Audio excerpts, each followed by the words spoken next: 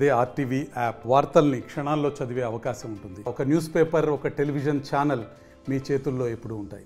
పక్షం రోజులు గడవక ముందే సీఎం రేవంత్ రెడ్డి అయితే ఉమ్మడి కరీంనగర్ జిల్లానైతే సందర్శించారు. మొన్నటికి మొన్న వేములవాడ రాజరాజేశ్వర ఆలయానికి సంబంధించిన అభివృద్ధి పనులకు శంకుస్థాపనలు చేయడంతో పాటు కొన్ని అభివృద్ధి కార్యక్రమాలకైతే శ్రీకారం చుట్టడం జరిగింది. నిన్న పెద్దపల్లి జిల్లాకు సైతం రావడం జరిగింది. అనేక సంక్షేమ నిధులను సైతం ఇక్కడికైతే కేటాయించడం జరిగింది. ప్రస్తుతం దీనికి సంబంధించి అయితే పెద్ద ఎత్తున నాయకులు అయితే ఇక్కడికైతే రావడం జరిగింది. సభ ప్రాంగణం మొత్తం జనాలతో అయితే కిక్కిరిసిన ప్రాంతంగా అయితే మారిందని చెప్పొచ్చు. దీనికి సంబంధించి అయితే రేవంత్ తనదైన శైలిలో అయితే ఇటు ప్రతిపక్షాల మీద అయితే విరుచుకుపడ్డారు. అంతేకాకుండా కొంత జనాలను ఆకర్షించే ప్రయత్నం సైతం చేశారు. యువ వికాసం పేరుతో అయితే సభ ఏర్పాటు చేయడం జరిగింది. ఈ సభలో అయితే కొంతమంది అక్కడికి వచ్చిన కొంతమంది అయితే కొంత ఉద్రిక్త పరిస్థితులు సైతం నెలకొన్నాయి. సీఎం మాతో మాట్లాడాలి, గతంలో సింగరేణి పైన ఏర్పడిన కేసులు సైతం వెంటనే ఉపసంహరించాలి. మేము గత 7-8 సంవత్సరాల నుంచి అయితే సింగరేణిలో ఉద్యోగాలు అయితే చేయడం జరిగింది. దానికి సంబంధించి అయితే మాపై అయితే అక్రమ కేసులు బనాయించారని సింగరేణి సిబ్బంది ఇక్కడికైతే రావడం జరిగింది. ప్లాకార్డులు పట్టుకొని అయితే సీఎం రేవంత్ రెడ్డి దృష్టికి తీసుకెళ్లే ప్రయత్నం అయితే చేశారు. అక్కడ ఉన్న సీఐ అయితే అక్కడ ఉన్న గ్యాలరీలోకి అయితే దూకి అక్కడ ఉన్న వారిని అయితే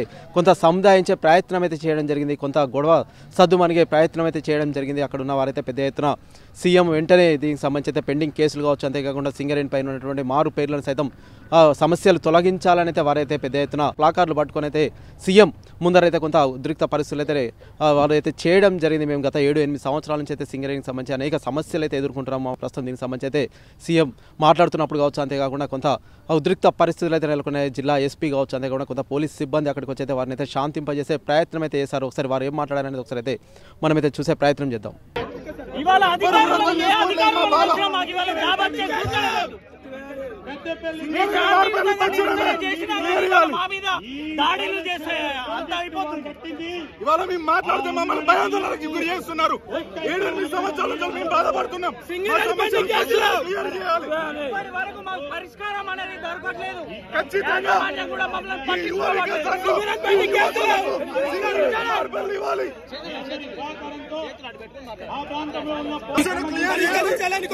సంవత్సరాల నుంచి మేము ఇబ్బంది పడుతున్నాం.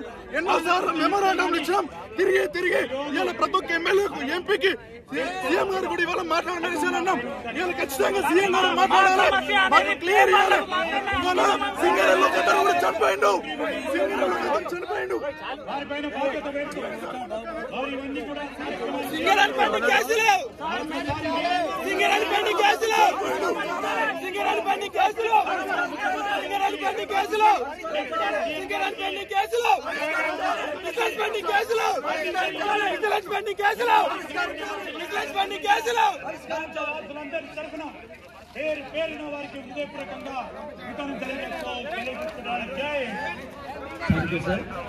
గౌరవనీయులైన జిల్లా ఇన్ఛార్జ్ మంత్రి వర్యులు ఉత్తమ్ కుమార్ రెడ్డి గారు